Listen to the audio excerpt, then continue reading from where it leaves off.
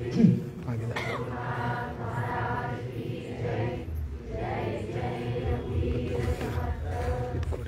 ದೇಹಾಪದಿ ತಾಲೂನಿ ಪ್ರಪಂಚ ಮೂಕ್ಷು ಜನಾಲಾಗಿ ಅಧ್ಯಾತ್ಮ ಚರ್ಚಾ ಕರೋನಿ ಬಹುಲೋಕ ಜಯ ಮೇಳ ಭೀತಿ ನಮಸ್ಕಾರ त्या ब्रह्म चैतन्य मूर्ति सद्गुरुनाथ महाराज की जय. जय जय रघुवीर.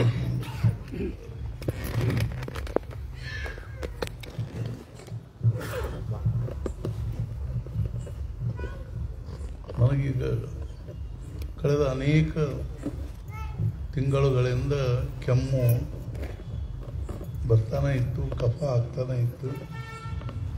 ಆದರೆ ಅದ್ರ ಕಡೆಗೆ ವಿಶೇಷ ಲಕ್ಷ್ಯ ಕೊಟ್ಟಿರಲಿಲ್ಲ. ಆದರೆ ಮೊನ್ನೆ ನಾವು ನರೇಗಲ್ಲಿಗೆ ಹನುಮಾನ್ ಚಾಲಿಸಕ್ಕೆ ಹೋದಾಗ ಅದು ವಿಪರೀತ ಆಯಿತು. ಆವಾಗ ಎದೆಯೊಳಗೆ ಲಂಗ್ಸ್ನಲ್ಲಿ ಕಫ ತುಂಬಿಕೊಂಡು ಉಸಿರಾಡಿಸೋದು ಮಾತಾಡೋದು ಸಹಿತ ಕಠಿಣ ಆಯಿತು. ಉಸಿರಾಡಿಸ್ಲಿಕ್ಕೂ ದಮ್ ಹಚ್ಚಲಿಕ್ಕೆ ಮಾತಾಡಲಿಕ್ಕೂ ದಮ್ ಹಚ್ಚಲಿಕ್ಕೆ. ಆದರೂ ಸಹಿತ ಮೊದಲನೇ ದಿವಸದ ಕಾರ್ಯಕ್ರಮ ಅತಿ ಯಶಸ್ವಿಯಾಗಿ ನಡೀತು. ಅವತ್ತು ಅಶೋಕ್ ಹಾರನಹಳ್ಳಿ ಅವರು ಬಂದಿದ್ದರು. ಅವ್ರ ಜೊತೆಗೆ ಮಾತಾಡೋದಾಯಿತು, ಸಭಾದಲ್ಲಿ ಬಂದು ಮಾತಾಡೋದಾಯಿತು.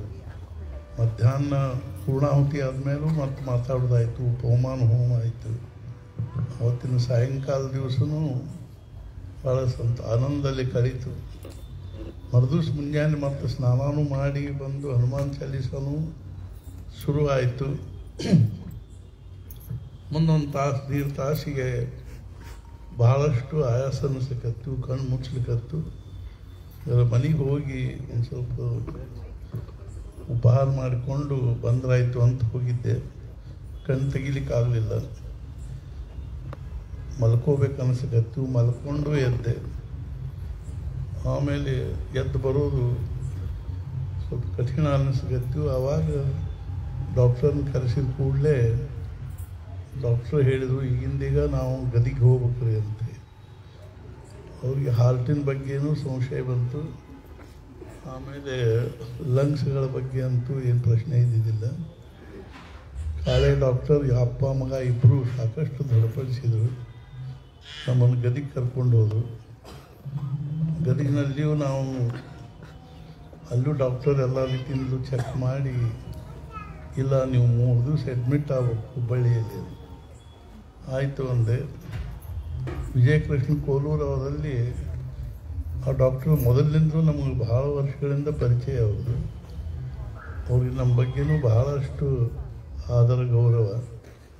ರಾತ್ರಿ 11 ಗಂಟೆಗೆ ಅವ್ರಿಗೆ ಫೋನ್ ಮಾಡಿ ಒಂದು ECG ಎಕೋ ಮಾಡಬೇಕು ಅಂದರೆ ಗುರುಗಳ ವಿವೇಕಾನಂದ ಹಾಸ್ಪಿಟ್ಲಿಗೆ ಬರ್ರಿ ಮಾಡ್ತೀನಿ ಅಂತಿದ್ರು.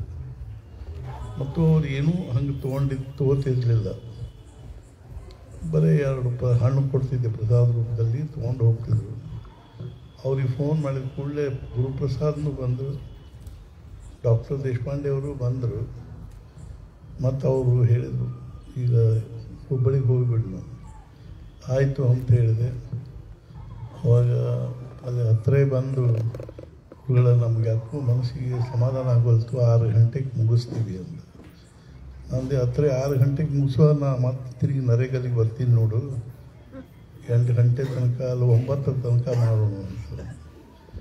ಆಮೇಲೆ ಕಾಲ್ ಡಾಕ್ಟ್ರ್ ಮಗ ಅವರು ಗುರುಗಳ ಕೈ ಮುಗಿದು ಹೇಳಿದರು, ಅವರು ಇಲ್ಲರಿ ಗುರುಗಳ ನೀವು ಹೋಗಿ ಬರ್ರಿ, ನಾವು 8 ಗಂಟೆಗೆ ಮುಗಿಸ್ತೀವಿ ಅಂತ.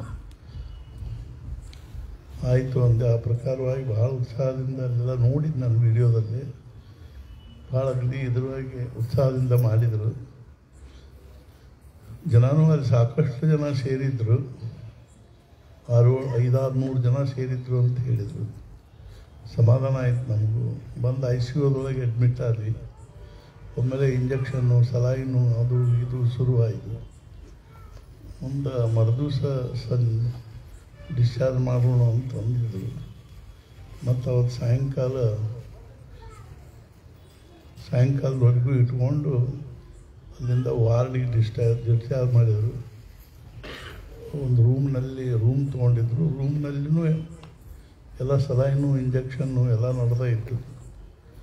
ಅವತ್ತು ಸ್ವಲ್ಪ ಆರಾಮ ಅನ್ನಿಸ್ತಿತ್ತು. ಆವಾಗ ಅಲ್ಲಿ ಅವತ್ತು ಒಂದು ದಿವಸ ಅಲ್ಲಿ ರೂಮ್ನಾಗಿದ್ದು ಮರುದಿವಸ ಅಲ್ಲಿಂದ ಡಿಸ್ಚಾರ್ಜ್ 1 ಗಂಟೆಗೆ ಮಾಡ್ತಿರೋದು 4:15 ಆಯ್ತಲ್ಲಿ. ಅವಾಗೆಲ್ಲರೂ ಭೇಟಿಯಾಗಿ ಬಂದಾಗ ಹೇಳಿದೆ, ಆರಾಮಾಗಿ ಮತ್ತಿಲ್ಲಿ ಹುಬ್ಬಳ್ಳಿಗೆ ಈಗ ಶಶಿ ಮನೆಗೆ ಹೋಗ್ಬೇಕು, ಇಲ್ಲ ನವನಗರದಲ್ಲಿ ಸಂತೋಷ್ ಅವ್ರ ಮನೆಗೆ ಹೋಗ್ಬೇಕು ಅಂತ 2 ದಿವಸ ಇಲ್ಲೇ ವಿಶ್ರಾಂತಿ ತಗೊಂಡು ಹೆಬ್ಬಳ್ಳಿಗೆ ಹೋದ್ರಾಯ್ತು.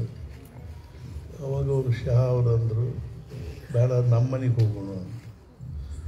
ಆಯಿತು ಅಂತಂದ್ವಿ. ಆಮೇಲೆ ಇಲ್ಲಿ ಬಂದ್ವಿ. ಮತ್ತು ಇಲ್ಲೆಲ್ಲರೂ ಮಾತಾಡ್ಕೊತ ಕೂತಾಗ ದವಾಖಾನ್ಯಾಗ ನಾ ಹೇಳಿದೆ, ಈಗ ಆರಾಮಾಯ್ತು ನಮಗೆ. ಅವೊಂದು ಉದಾಹರಣೆ ಹೇಳಿದೆ. ಲೋಕಮಾನ್ಯ ತಿಲಕರು ಮಂಡಾಲೆ ಜೈಲಿನಿಂದ ಬಂದು ರಾತ್ರಿ 12 ಗಂಟೆಗೆ ತಮ್ಮ ಗಾಯಕ್ವಾಡ ವಾಡಕ್ಕೆ ಬಂದ ಕೂಡಲೇ ಅವ್ರ ಆತ್ಮೀಯರೆಲ್ಲರೂ ಬಂದ್ರಲ್ಲಿ.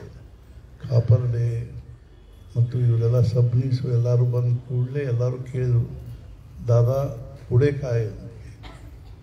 ಅವಾಗ ಲೋಕಮಾನ್ಯ ಹೇಳಿದರು, ಪುಡೆಕಾಯಿ ಮುಂದೆ ಕಾಯಿ ಪುನಶ್ಚ ಹರಿ ಓಂ. ಮುಂದೇನು ಅಂದರೆ ಏನು ಹರಿ ಓಂ. ಮತ್ತು ಶುರು ನಮ್ಮ ಕಾರ್ಯ ಅಂತ. ಅವಾಗ ಮತ್ತೆ ಇವ್ರಿಗೆ ಹೇಳಿದೆ, ನಾನು ಮತ್ತೆ 2 ಯೋಜನೆಗಳನ್ನು ಮಾಡಿದ್ದೀನಿ.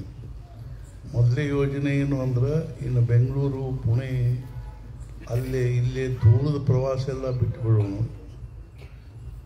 ಇಲ್ಲೇ ಸುತ್ತಮುತ್ತಲು 100-120 ಕಿಲೋಮೀಟರ್ ಒಳಗಿನ ಊರುಗಳಿಗೆಲ್ಲರಿಗೂ ಛಬ್ಬಿ, ಹೊಂಬಳ, ಅಲ್ಲಿ ನರೇಗಲ್ಲು, ನಿಡಗುಂದಿ, ಅದೇ ರೀತಿಯಾಗಿ ನವಲಗುಂದ, ನರಗುಂದ, ನಾವು ಸುತ್ತಮುತ್ತಲು ಏನು ಹಳ್ಳಿಯವ ಊರುಗಳವ. ಮತ್ತು ವಿಶೇಷತಃ ಬ್ರಹ್ಮಾನಂದ ಮಹಾರಾಜರು ಎಲ್ಲೆಲ್ಲಿ ಅಡ್ಡಾಡಿ ಜಪ ಮಾಡಿಸಿದ್ದಾರೆ ಅಲ್ಲೆಲ್ಲ ಹೋಗೋಣ. ಬೆಂಗಳೂರು ಪೂರ್ಣ ಕ್ಯಾನ್ಸಲ್ ಮಾಡ್ತೀನಿ. ಇನ್ನೊಂದು ವರ್ಷದ ತನಕ ಅಂತೂ ಯಾವ ಊರಿಗೆ ಹೋಗೋದು ಬೇಡ, ಪುಣೆ ಬೇಡ, ಮತ್ತೆಲ್ಲೋ ಸಾತಾರ, ಕೊಲ್ಲಾಪುರ, ಅಲ್ಲೇ ಇಲ್ಲೇ ತುಳಜಾಪುರ ಅಂಥವೆಲ್ಲ ಏನು ಬೇಡ. ಸುತ್ತಮುತ್ತಲು ಹಳ್ಳಿಗಳಿಗೆ ಹೋಗೋಣಂತೆ. ಮುಂಜಾನೆಯಿಂದ ಸಾಯಂಕಾಲ ತನಕ ಅಲ್ಲಿ ಹನುಮಾನ್ ಚಾಲೀಸ, ವೈಖರಿ ಜಪ ಮಾಡಿ ಬರೋಣ. ಇನ್ನು ಶಕ್ಯದಷ್ಟು ಮಟ್ಟಿಗೆ ಸ್ವಲ್ಪ ಬರೆಯೋದು ಭಾಳ ಅದ, ವಿಶ್ರಾಂತಿ ತಗೋಣ ಅಂತ ಹೇಳಿದೆ. ಆಯಿತು ಅಂತಂದರು.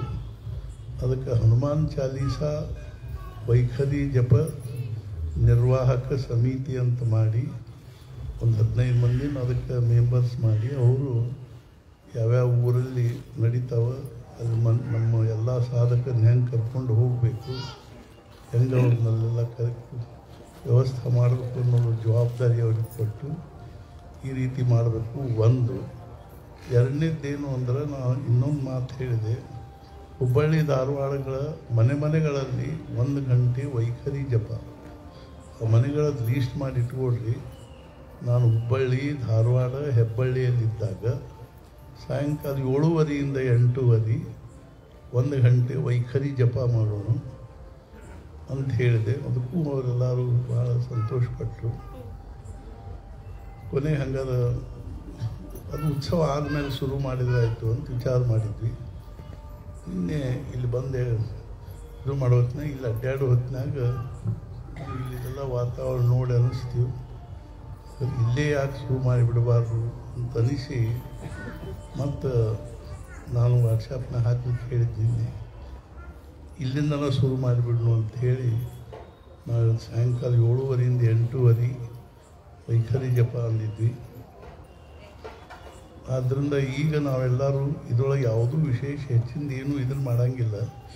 ಯಾರ ಮನೆಯೊಳಗಿದ್ದರೂ ಮನೆ ಎಷ್ಟು ಸಾಣದಿರಲಿ ಧೋಳದಿರಲಿ, ಅವ್ರ ಮನೆ ತುಂಬ ಕೂಡೋದು, ಎಷ್ಟು ಕೋಲೆವ ಎಲ್ಲ ಕೋಲ್ಯಾಗು ತುಂಬ ಕೂದೋದು, ವೈಖರಿ ಜಪ ಮಾಡೋದು. ಎಲ್ಲ ಕೋಲ್ಯಾಗು ಒಂದೊಂದು ಸಾಣ ಮಹಾರಾಜನ ಫೋಟೋ ಇಡ್ತೀವಿ. ಎಲ್ಲರೂ ಮಹಾರಾಜ ಕಡೆ ಮಾರಿ ಮಾಡ್ಕೊಂಡು ಕೂತು 1 ತಾಸು ಕಣ್ಣು ಮುಚ್ಕೊಂಡು ವೈಖರಿ ಜಪ ಮಾಡೋದು. ಕೊನೆಗೆ ಏನಪ್ಪ ಅಂದರೆ, ಸುಮ್ಮನೆ ಒಂದಿಷ್ಟು ಅವಲಕ್ಕಿನೋ, ಒಂದಿಷ್ಟು ಚುರುಮರಿನೋ, ಏನಾದರೂ ಒಂಚೂರು ಪ್ರಸಾದ ಏನೋ ಕೊಟ್ಟು ಕಳಿಸ್ಬಿಡೋದು. ಯಾರೂ ಇಡ್ಲಿ ದೋಸೆ ಅದನ್ನು ಮಾಡ್ಕೊತ ಕೂತು ಇದನ್ನು ಮಾಡ್ಕೊತ ಕೂತು ಅನ್ನೋದನ್ನು 8:30 ಮುಗಿದ ಕೂಡಲೇ ಅದು 7ರಿಂದ 8:30 ಇದ್ದಂಗೆ ಅದು ನಾವು 8:30 ಎಲ್ಲರಿಗೂ ಪ್ರಸಾದ ಕೊಟ್ಟು ಆರತಿ ಮಾಡಿ ಒಂದು ಮೋಕ್ಷ ಪ್ರಾಪ್ತಿಯ ಗುಟ್ಟು ಅಂತ ಅದನ್ನೊಂದು ಓದೋದು ಎಲ್ಲರೂ.